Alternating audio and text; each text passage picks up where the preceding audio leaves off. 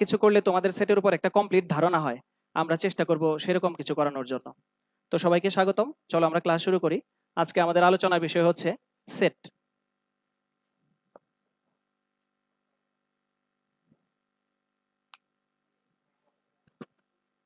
আচ্ছা,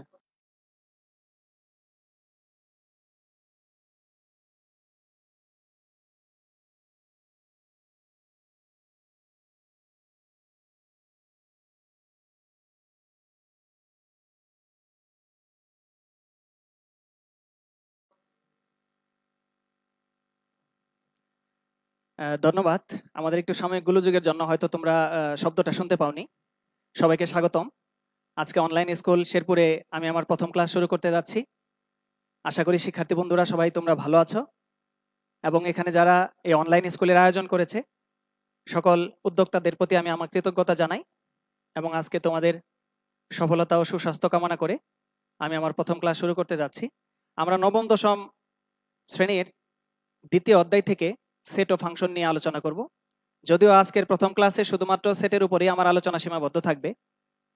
নবম শ্রেণীর শিক্ষার্থী যারা আছো তারা একটু মনোযোগ সহকারে সতর্কতার সাথে সবাই একটু খাতা কলম নিয়ে বসে যাও। দশম শ্রেণীর শিক্ষার্থীরা তোমরা হয়তো একবার করে সেট ফাংশন হয়তো ক্লাস করেছো, আবার আমার এখানে হয়তো হয়তো রিভিশন হচ্ছে বা নতুন করে আবার আলোচনা হচ্ছে। আশা করি তোমাদেরও কাজে লাগবে। আমি চাচ্ছি আসলে যতটুকু আমরা আলোচনা করব এখানে যতটুকু সম্ভব হয় যেভাবে যতটুকু আলোচনা করতে পারি নবম দশম শ্রেণীর সকল শিক্ষার্থীদের জন্য একটা কমপ্লিট পরিচ্ছন্ন ধারণা হয়। নবম শ্রেণীরা নতুন করে ধারণা অর্জন করবে আর দশম শ্রেণীদের রিভিশনের বিষয়টা হয়ে যাবে। আশা করি সবাই সফলতা অর্জন করবে। চলো আমরা ক্লাস শুরু করি। আজকে আলোচনার বিষয় আমরা সেট নিয়ে কথা বলবো। আমাদের আমার বিশ্বাস যে তোমরা সেটের উপরে হয়তো কিছু না কিছু ধারণা সবারই আছে। তবু আমি প্রাথমিক থেকে কিছু কথা না বললেই নয়, আমি একেবারে প্রাথমিক থেকে কিছু কথা বলছি, আর যেগুলো বিশেষ প্রয়োজনীয় সেগুলো নিয়ে আমরা একটু বিস্তারিত ব্যাখ্যাতে যাব। আমরা জানি, তোমরাও জানো যে সেট হচ্ছে সুসংজ্ঞায়িত বাস্তব জগতের সুনির্দিষ্ট কতগুলো জিনিসের বা বস্তুর সংগ্রহ। সেটকে প্রকাশ করার জন্য আমরা দ্বিতীয় বন্ধনী ব্যবহার করি, সেকেন্ড ব্র্যাকেট ব্যবহার করি। এখানে দ্বিতীয় বন্ধনীটা আসলে সেটের চিহ্ন হিসেবে ব্যবহার করা হয়। এখানে বন্ধনী বড় কথা না, বড় কথা হচ্ছে সেটের চিহ্ন হিসেবে এখানে দ্বিতীয় বন্ধনীটা ব্যবহার করা হবে। পরবর্তীতে আমরা জানি সেট গঠনের পদ্ধতি কয়টা? দুইটা। আমরা দুটি পদ্ধতিতে আমরা সেটকে প্রকাশ করি। একটা হচ্ছে গঠন পদ্ধতি আর একটা হচ্ছে তালিকা পদ্ধতি। আমরা যদি একদম শুরুর দিকে তাকাই তাহলে এক নম্বরে যদি আমরা গঠন পদ্ধতির কথা একটু বলি, যে আমাদের বিষয়টা হচ্ছে যখন কোনো সেটের উপাদানগুলোকে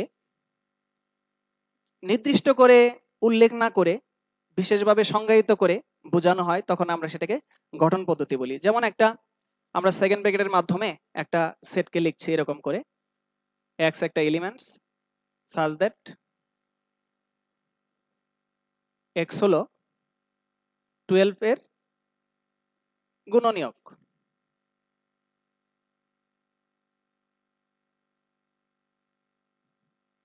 তাহলে এখান থেকে আমরা কি পাচ্ছি? এক্স একটা এলিমেন্ট, এই সেটের উপাদানটা হচ্ছে এক্স, সেখানে এক্স হলো কি 12 এর গুণনীয়ক। আমরা জানি আমরা যদি এটার অ্যান্সার বা এটা আমরা তালিকা পদ্ধতিতে প্রকাশ করতে চাই তাহলে আমরা জানি কি 12 এর গুণনীয়কগুলো কি কি। 12 এর গুণনীয়কগুলো কি কি? 12 এর গুণনীয়কগুলো আমরা সবাই জানি যে 12 এর গুণনীয়ক হলো 1 2 3 আছে, 4 আছে, 6 আছে, 12 আছে। আমরা এই 12 এর গুণনীয়কগুলো পেয়ে গেলাম। তাহলে আমাদের নির্ণয় এই সেটটাকে আমরা যদি তালিকা পদ্ধতিতে প্রকাশ করি তাহলে আমাদের কি দাঁড়াবে? 12 এর গুণনীয়কের সেট কোনটা দাঁড়ালো? এটা থেকে আমরা বলতে পারবো যে সেকেন্ড ব্র্যাকেটের ভিতরে আমরা এটাকে তালিকাবদ্ধ করে দিলে যেটা পাচ্ছি। এখন আমরা উপরে এক ধরনের কথা বলেছি সেকেন্ড ব্র্যাকেটের ভিতরে, এখানে বলেছে x such that x হলো 12 এর গুণনীয়ক, আর এখানে আমরা সেকেন্ড ব্র্যাকেটের ভিতরে শুধু 12 এর গুণনীয়কগুলো লিখেছি। এটা হলো আরেকটা পদ্ধতি যেটা আমি ইতিমধ্যে বলেছি যে তালিকা পদ্ধতি। তাহলে আমাদের সেট গঠনের পদ্ধতি হচ্ছে দুইটা, একটা হচ্ছে তালিকা পদ্ধতি আর একটা হচ্ছে গঠন পদ্ধতি। গঠন পদ্ধতিকে তালিকা পদ্ধতিতে, তালিকা পদ্ধতিকে আবার গঠন পদ্ধতিতে রূপান্তরিত করা যায়। আমরা কিভাবে সেটা করতে পারি? আমরা অন্য একটা সেট এখন লিখি। তালিকা পদ্ধতিতে আমরা একটা সেট লিখি। আমরা একটা সেটের উদাহরণ দিচ্ছি এখানে। ধরো লিখলাম 2 3 5 7, এই সংখ্যাগুলো আমরা লিখলাম। এই সেটের উপাদানগুলোর মধ্যে আমরা কি দেখতে পাচ্ছি? 2 3 5 7। একটু ভালো করে তাকালে দেখা যাবে উপাদানগুলো হচ্ছে মৌলিক সংখ্যা এবং অনূর্ধ্ব 7, 7-এর বড় নয়। মৌলিক সংখ্যা কিন্তু 7-এর বড় নয়। তাহলে এটাকে যদি আমরা খুব সহজেই গঠন পদ্ধতিতে প্রকাশ করতে চাই, তাহলে আমরা শুধু কি লিখতে পারবো? x such that x মৌলিক সংখ্যা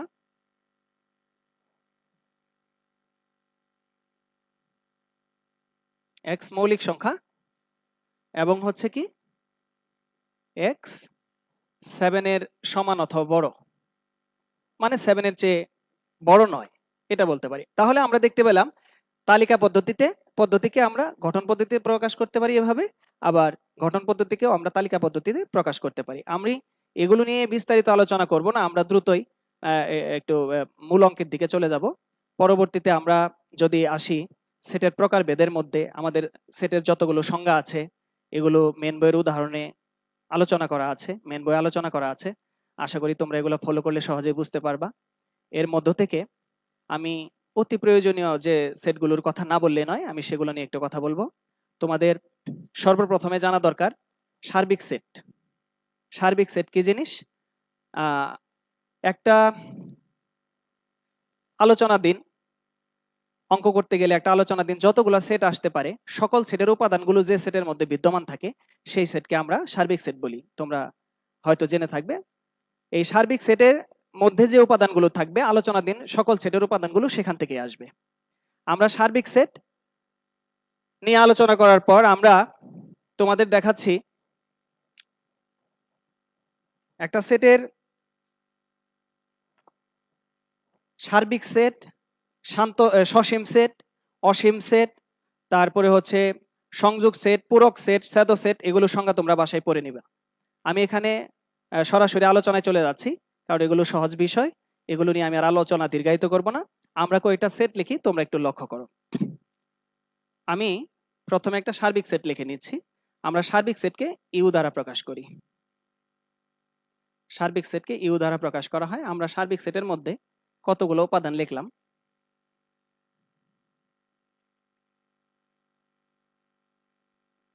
7 পর্যন্ত। ধনাত্মক পূর্ণ সংখ্যা লিখলাম 1 2 3 4 5 6 7 পর্যন্ত। আমরা এই সেটের কতগুলো উপাদান লিখলাম?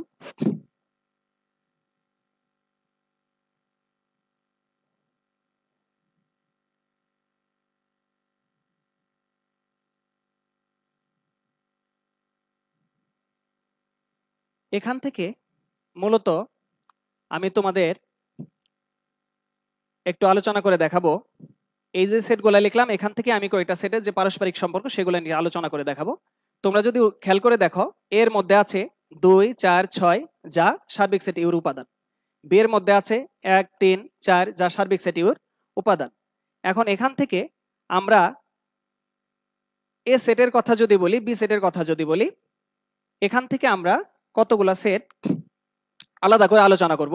সেটা হচ্ছে যে একটা সেটকে আবার কতগুলো উপসেটে বিভক্ত করা যায়, সেখান থেকে উপসেটগুলোর মধ্যে আবার প্রকৃত উপসেট কোনগুলো, এগুলা নিয়ে একটু আলোচনা করব। প্রথমত আসো আমরা এই উপাদানগুলোর মধ্যে থেকে আমরা যদি এ সেটের কথা একটু আলোচনা আলাদা করে বলি, এ সেটের মধ্যে উপাদান সংখ্যা হলো 2 4 6। আমরা যদি নাম্বার অফ এলিমেন্টস অফ এ এটা দিয়ে প্রকাশ করি, নাম্বার অফ এলিমেন্টস অফ এ, এই ব্যাপারটা হবে কত? 3। এন অফ এ দ্বারা এ সেটের উপাদান সংখ্যা বোঝায়, আমরা এটা আলাদা করে ইন্ডিকেট করলাম। একই রকম করে আমরা যদি এন অফ বি বলি, তাহলে হবে বি সেটের উপাদান সংখ্যা। কিন্তু পি অফ এ, যেটাকে আমরা পাওয়ার সেট বা শক্তি সেট বলে থাকি, সেটার কথাটা একটু আলাদা করে বলার জন্য আমরা এ সেটকে একটু বিশ্লেষণ করি। এ সেটের মধ্যে উপাদান আছে 3টা। এ সেটকে আমরা যদি এর সবগুলো উপসেটে বিভক্ত করতে চাই, তাহলে কি করতে পারি দেখি। আমরা এ সেটের উপাদানগুলো আমরা কিভাবে লিখতে পারি। এর মধ্যে আমাদের একটু উপসেট নিয়ে আর প্রকৃত উপসেট নিয়ে আলোচনা করা দরকার, আমি সেটাও বলবো। এই সেটের মধ্যে যে উপাদানগুলো আছে আমরা সেগুলো আরেকবার লিখলাম 2 4 6। এই সেট থেকে আমরা আরো কিছু উপাদান লিখলাম, দুইটা করে উপাদান নিয়ে আমরা লিখলাম 2 4, আমরা লিখলাম 2 6, আমরা লিখলাম 4 6, আমরা 2 লিখতে পারি আলাদা করে, আমরা দেখো 4 লিখতে পারি আলাদা করে, 6 লিখতে পারি আলাদা করে, এবং আরেকটা উপাদান আছে তোমরা জানো, সেটা হলো ফাঁকা সেট ফাই। এই যে আমরা উপাদানগুলো লিখেছি, সবগুলো উপাদানই হচ্ছে এ সেটের উপসেট। এখানে লক্ষ্য করলে দেখা যাবে প্রথম সেটটা এ সেটের সমানই হয়ে গেছে, তার মানে প্রত্যেক সেট তার নিজের একটা উপসেট। আবার ফাই এমন একটা সেট যার কোনো উপাদানই নাই, যার কোনো উপাদান নাই, সেও যে কোনো সেটের একটা উপসেট। কিন্তু পরবর্তীতে আমরা আরো অনেকগুলো সেট লিখেছি, আমরা গণনা করলে দেখবো এখানে মোট সেটের সংখ্যা পেয়েছি 1 2 3 4 5 6 7 8টা। এর মধ্যে একটা সেট আছে যে এ সেটের সমান সেট হয়ে গেছে, মানে এ সেট যে কথা আর এই সেট একই কথা হয়ে গেছে, একই সমান হয়ে গেছে পরিমাণগতভাবে বা উপাদানগত হিসাবে। এই জন্য এ সেট এ সেটের সমান, এই সেটটা বাদ দিলে বাদ বাকি যত সেট থাকতেছে সবগুলো সেটই হচ্ছে এ সেটের প্রকৃত উপসেট। কিন্তু এ সেট এই প্রথমটা সহ, প্রথম উপাদান সহ যতগুলো উপসেট এখানে আছে সবগুলো হচ্ছে এ সেটের উপসেট। আমরা এটাকে এই যে সবগুলোকে যদি একত্রে আমরা বলি, তাহলে এটাকে বলা হয় শক্তি সেট বা পাওয়ার সেট, পি অফ এ। আমরা যদি পি অফ এ বলি, এখানে পি অফ এর উপাদান সংখ্যা কত দাঁড়াইলো? পি অফ এর উপাদান সংখ্যা আমরা গুণে দেখেছি 8 দাঁড়াইছে।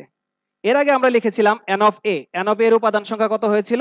এন অফ এর উপাদান সংখ্যা হয়েছিল 3। এই জিনিসটা একটু আলাদা করে মাথায় রাখবা। পাশাপাশি আমি এখানে যেটা বলতে চেয়েছিলাম, আমরা উপসেটগুলো আলাদা করতে গিয়ে, যে এখানে একটা প্রকৃত উপসেট, আমরা একটা একটা উপসেটকে বাদ দিলে বাদ বাকি যে সেটগুলো আছে সেগুলো সবগুলোই প্রকৃত উপসেট। প্রকৃত উপসেটের সংখ্যা কিন্তু একটা উপসেট কমে যাবে, মূল সেটের উপাদান থেকে, শক্তি সেটের উপাদান থেকে একটা উপাদান কমে যাবে। সেটা হচ্ছে যে প্রকৃত উপসেটের উপাদান সংখ্যা তাহলে কতগুলো দাঁড়াইলো? 1 2 3 এইভাবে গণনা করলে দেখা যাবে 7টা, একটা মানে সমান যে সেটটা আছে সেটা বাদ দিয়ে। তাহলে আমরা এখানে শক্তি সেট নিয়ে আর উপসেট নিয়ে একটু কথা বলেছি।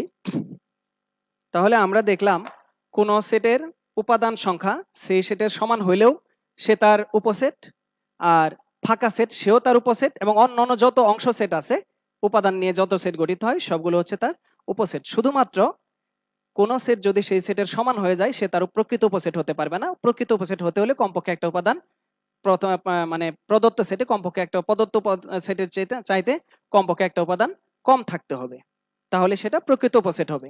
একটু খেয়াল করে দেখবা, তোমাদের হয়তো এই বিষয়টা নিয়ে হেজিটেশন হতে পারে কখনো কখনো। এটা হলো প্রকৃত উপসেট চিহ্ন, এটা হলো প্রকৃত উপসেট চিহ্ন, আর সরি এটা হলো উপসেট চিহ্ন, এটা হলো উপসেট চিহ্ন, আর প্রকৃত উপসেটটার চিহ্ন হচ্ছে এটা। প্রকৃত উপসেট আর উপসেট একটু ডিফারেন্সটা খেয়াল করে দেখবা, এটা হলো উপসেট আর এটা হলো প্রকৃত উপসেট। এই বিষয়টা একটু মাথায় রাখবে, মাঝে মাঝে এটা একটু তোমাদের হেজিটেশন লেগে যায়, এটা একটু মাথায় রাখবে। উপসেট এবং প্রকৃত উপসেট, এই চিহ্নটা দ্বারা উপসেট বোঝায়, এই চিহ্নটা দ্বারা প্রকৃত উপসেট বোঝায়। এরপরে আমরা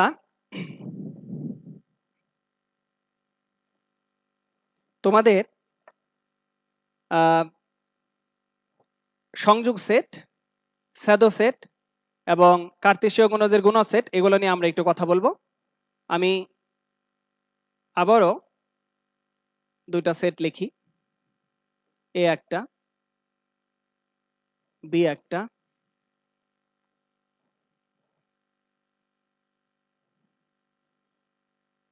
এবং সি রেখে দিলাম।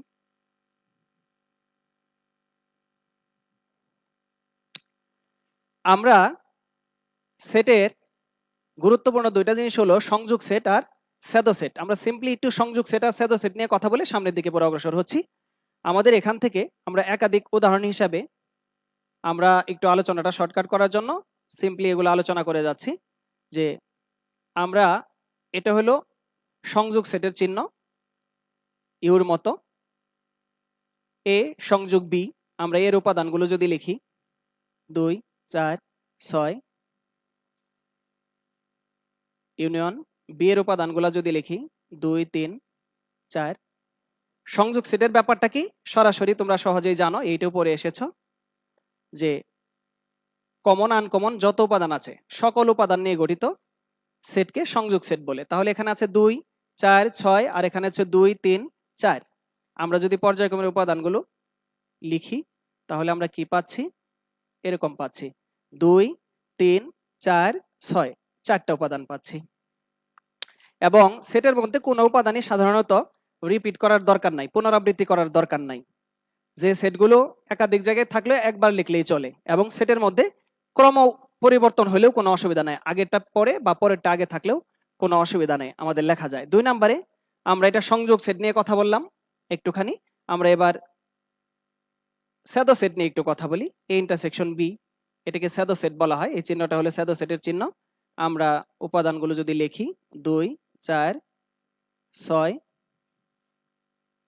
ইন্টারসেকশন 2 3 4, এই দুইটা সেটের মধ্যে ইন্টারসেকশন বা ছেদ করছে কোন উপাদানগুলো একটু লক্ষ্য করলে দেখবা এই দুইটা সেটের মধ্যে 2 আর 2 কমন পড়ে গেছে, 4 আর 4 কমন পড়ে গেছে, মানে দুইটার মধ্যে সাধারণ উপাদান হলো 2 and 4। 2 and 4 হলো কমন এলিমেন্টস। তাহলে এই দুইটাই হচ্ছে আমাদের ইন্টারসেকশন সেটের রেজাল্ট। তাহলে A union B, A intersection B, তার মানে দুটি সেটের সংযোগ এবং দুটি সেটের ছেদ বা ইন্টারসেকশন আমরা বুঝলাম। যে সকল উপাদানগুলো একবার করে লিখলে যে সেটটা পাওয়া যায় সেটা হলো সংযোগ সেট। সকল উপাদানগুলো মধ্য থেকে যে উপাদানগুলো কমন আছে, শুধুমাত্র দুইটা জায়গাতে সাধারণ উপাদান বিদ্যমান, সেগুলো হচ্ছে স্যাডো সেট, আমরা সেটা লিখলাম। তো এভাবে আশা করি তোমরা যে কোনো সেট দিলে এভাবে তোমরা লিখতে পারবা। সেখান থেকে আমি এখন যদি এ ইন্টারসেকশন বি থেকে আমরা যদি কিছু প্রশ্ন করি তোমাদের, ধরো এরকম একটা প্রশ্ন দাঁড়ালো যে n of a intersection b equal to what? তো আমি একটু আগে তোমাদের বুঝিয়েছিলাম যে n of a intersection b মানে হচ্ছে a intersection b এর এলিমেন্টস এর উপাদান সংখ্যা কত, দুইটা আছে, জাস্ট একটা দুইটা উপাদান আছে। বাট যদি আমরা তোমাদেরকে এই প্রশ্নটা করি p of a intersection b equal to what? p of a intersection b equal to what?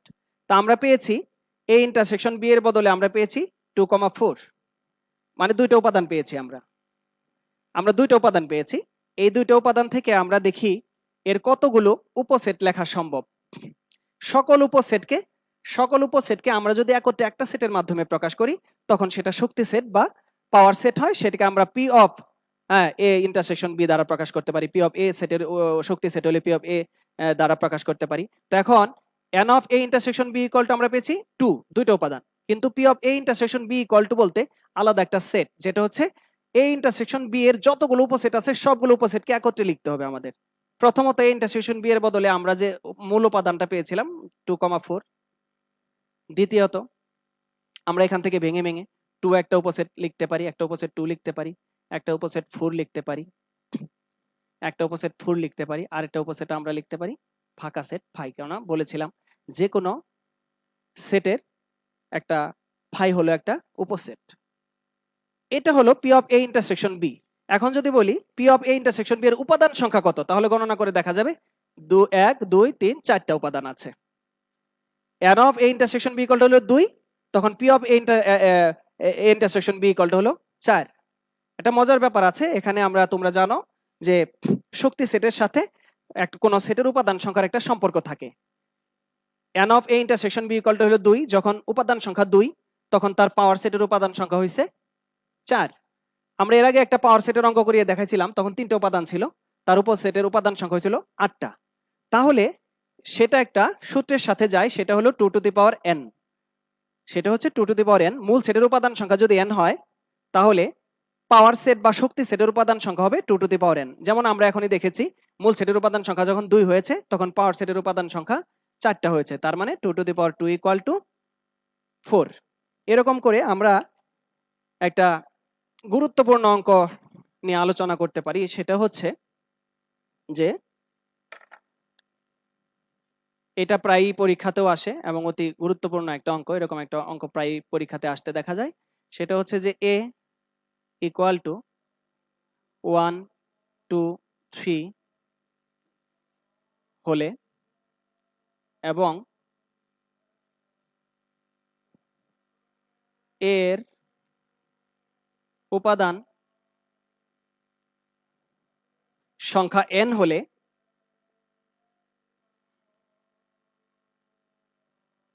হলে দেখাও যে পি অফ এ এর উপাদান সংখ্যা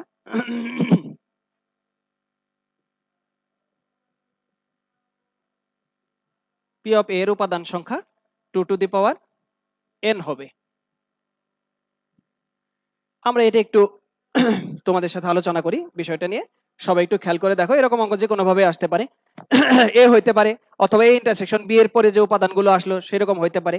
আমরা এটা নিয়ে একটু কথা বলি। এর উপাদান সংখ্যা এখানে আমরা দিয়েছি 1 2 3 তিনটা, আর power set of P of এর উপাদান সংখ্যা সেটা 2 টু দি পাওয়ার n কে সমর্থন করবে। আমরা সেটা প্রমাণ করে দিচ্ছি। যাদের কাছে খাতা কলম আছে তারা একটু লিখে নাও।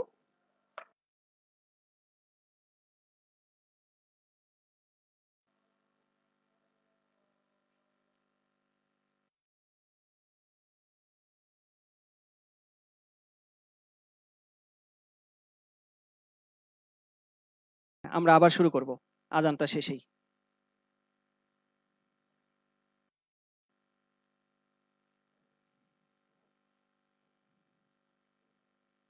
আমি কি বলতে পারছিলাম আজান যে হচ্ছে থামানোর কথা?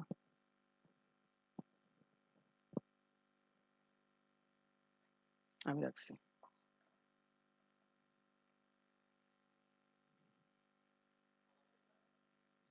আবার শুরু করি না?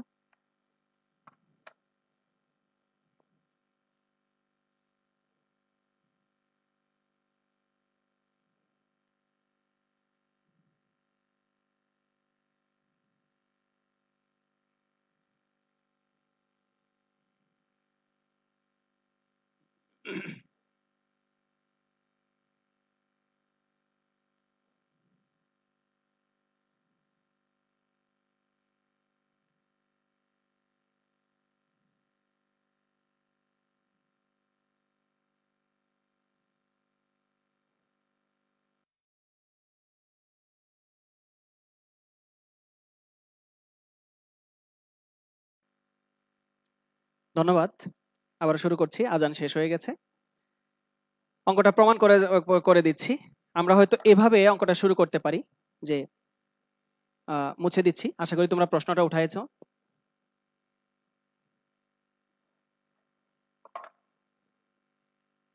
আমরা এভাবে শুরু করতে পারি। দেওয়া আছে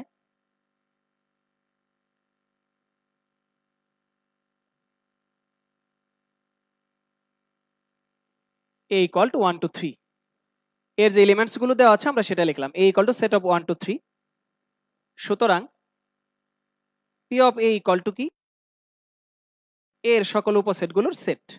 a এর সকল উপসেটগুলোর সেট। আমরা পর্যায়ক্রমে এর সকল উপসেটগুলোর সেট লিখে যাই। 1 2 3, আর 1 দিয়ে একবার 2 কে লিখি। 1 2 1 2, 1 দিয়ে আবার 3 কে লিখি।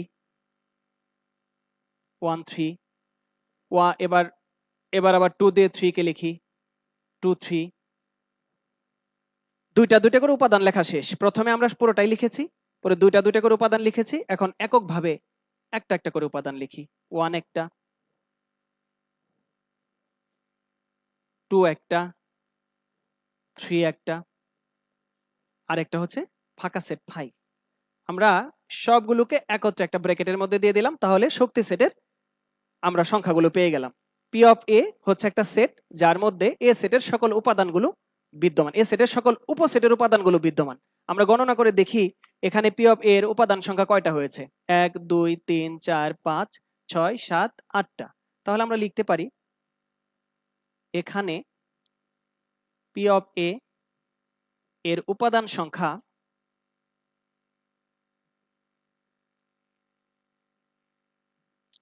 সংখ্যা 8। আবার তোমরা যদি লক্ষ্য করো তাহলে দেখতে পাবে এর উপাদান কয়টা আছে এখানে। এর উপাদান সংখ্যা হলো 3টা। 1 2 3, 3টে উপাদান আছে। আমরা তার জন্য বলবো যে আবার এ এর উপাদান সংখ্যা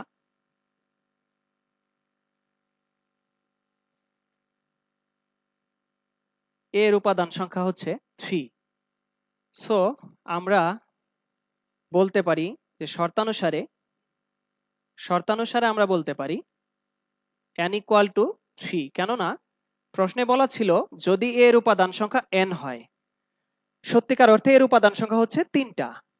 আর প্রশ্নে বলা ছিল যদি উপাদান সংখ্যা n হয়, এর উপাদান সংখ্যা, তাহলে n হলো 3, n এর মান আমরা পেলাম 3। তাহলে আমরা যদি একটু লক্ষ্য করি এভাবে লিখতে পারি 2 to the power n equal to 2 to the power 3 equal to 8, যা p অফ এর উপাদান সংখ্যার সমান। আমরা এখানে পেয়েছি p অফ এর উপাদান সংখ্যা হলো 8। এটা এটা আমরা 2 to the power n equal to আমরা পেয়েছি 8। আমরা ইচ্ছা করলে এভাবে লিখে দিতে পারি, যা p অফ এর উপাদান সংখ্যা,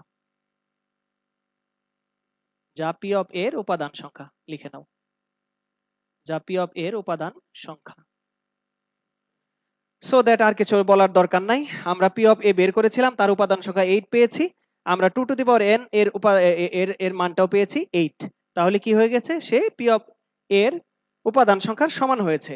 সো আমরা বলতে পারি যে সুতরাং তোমরা ফিনিশিং দিয়ে দিবা যে অতএব,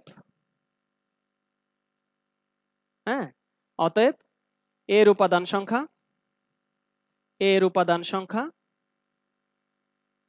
n হলে p অফ এর উপাদান সংখ্যা, আমি আর লিখছি না, তোমরা প্রশ্নটা থেকে লিখে দিবে বাকিটা। সেটা হচ্ছে যে অতএব এর উপাদান সংখ্যা n হলে p অফ এর উপাদান সংখ্যা 2 টু দি পাওয়ার n হবে।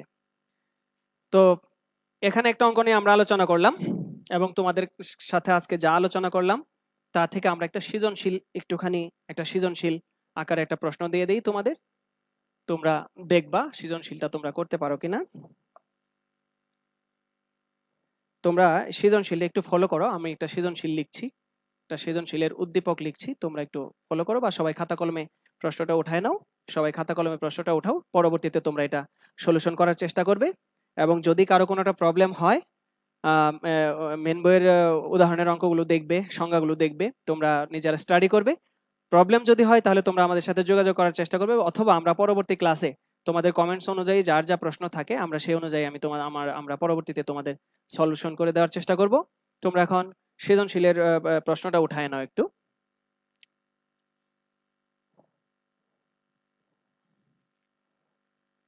x such that x belongs to n এবং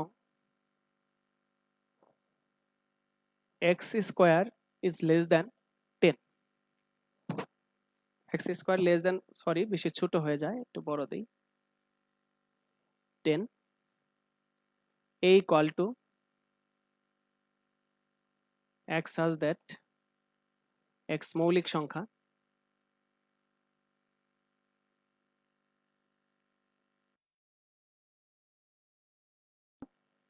এবং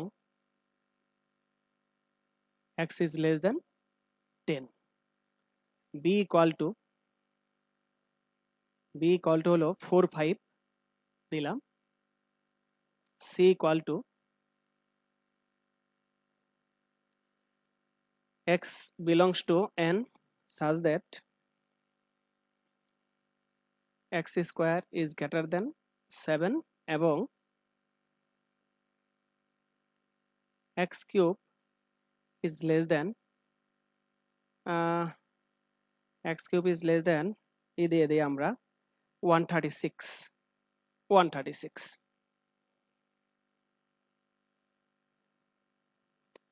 ক নাম্বার, আমরা তোমরা প্রশ্নটা উদ্দীপকটা খেয়াল করলে দেখবা গঠন পদ্ধতিতে দেওয়া হয়েছে, গঠন পদ্ধতিতে দেওয়া হয়েছে, বি কে তালিকা পদ্ধতিতে দেওয়া হয়েছে, এবং সি সেটকে গঠন পদ্ধতিতে দেওয়া হয়েছে। যার কারণে আমরা ক নাম্বারে প্রশ্ন করছি যে ক নাম্বারে প্রশ্ন করছি এ এবং বি কে তালিকা পদ্ধতিতে প্রকাশ করো। পদ্ধতিতে প্রকাশ করো, প্রকাশ করো। খ নাম্বার, আমরা একটু আগে যে ধরনের অঙ্ক তোমাদের দিয়েছিলাম, এ দেখাও যে বা প্রমাণ করো যে,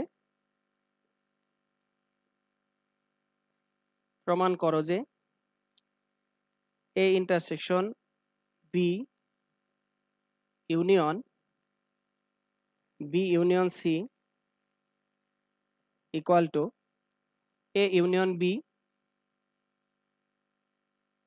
ইন্টারসেকশন সি। সিম্পলি আমি যে নিয়মগুলো শিখিয়েছি সেই নিয়মে করলে এটা হয়ে যাবে, অসুবিধা নাই। তোমরাও জানো সংযোগ এবং ইন্টারসেকশন কিভাবে করতে হয়। শেষে পি অফ বি বি বাদ পি অফ বি বাদ এ নির্ণয় করো এবং দেখাও যে পি অফ বি বাদ চিহ্ন এভাবেও লেখা যেতে পারে, আবার এভাবেও লেখা যেতে পারে। তোমাদের যেটা পছন্দ হয় সেটা লিখবা। বাদ চিহ্ন অবশ্য বাদ নিয়ে আমরা আলোচনা করিনি, সেটের অন্তর। তোমরা চেষ্টা করবা, যদি পারো তো ভালো, না হলে আমরা পরের ক্লাসে আলোচনা করব। দেখাও যে পি অফ বি বাদ এ এর উপাদান সংখ্যা 2 টু দি পাওয়ার n কে সমর্থন করে। সংখ্যা 2 টু দি পাওয়ার n কে সমর্থন করে। আমরা যেভাবে একটা অঙ্ক শিখালাম সেটার আদলে সমর্থন করে, যেখানে n হচ্ছে পি অফ যেখানে n হচ্ছে বি বাদ এ এর উপাদান সংখ্যা। ওইভাবে তোমরা অঙ্কটা করে নিবা। এবং আশা করি তোমরা উদাহরণ এবং বইয়ের যে সংজ্ঞাগুলো দেওয়া আছে সেগুলো ভালো করে ফলো করবা, মৌলিক বিষয়গুলো জানবা, তোমরা নিজেরা স্টাডি করবা এবং পরবর্তী ক্লাসে আমাদের এখানে আমরা যে পর্যন্ত করলাম তার পরবর্তী থেকে আমরা আবার আলোচনা করব। এবং তোমাদের কোনো কিছু জানার থাকলে তোমরা কমেন্টে আমাদেরকে জানাবা, আমরা সেই অনুযায়ী তোমাদেরকে ক্লাস নেওয়ার চেষ্টা করব। এবং পরবর্তীতে সেট শেষ করে আমরা পরবর্তীতে ফাংশনের উপরে ক্লাস নেব। এবং আশা করি যে আমাদের সময় স্বল্পতা, পাশাপাশি যত দ্রুত আমরা অধ্যায়টা শেষ করতে পারি, এই অধ্যায়টা একটু সহজও আছে। আমরা পরবর্তীতে সেট শেষ করে ফাংশন শুরু করব এবং আশা করব যে হয়তো আর একটা বা দুইটা ক্লাসের মধ্যে আমরা সেট ফাংশন শেষ করে দিতে পারবো। তার জন্য তোমরা বাসায় একটু পড়ালেখা করবা, এই অধ্যায়ের থেকে মেন বইয়ের টপিকস গুলো পড়বা এবং অবজেক্টিভ গুলো বাছাই করে নিবা। মেন বইয়ের বিষয়গুলো জানতে পারলে অবজেক্টিভ গুলো পেরে যাবা। সবার সুস্বাস্থ্য কামনা করছি, সবাই ভালো থাকো, সুস্থ থাকো, ঘরেই থাকো, সতর্ক থাকো, নিরাপদে থাকো এবং ভালোভাবে পড়ালেখা করো। সবার জন্য শুভকামনা। ধন্যবাদ সবাইকে। আল্লাহ হাফিজ।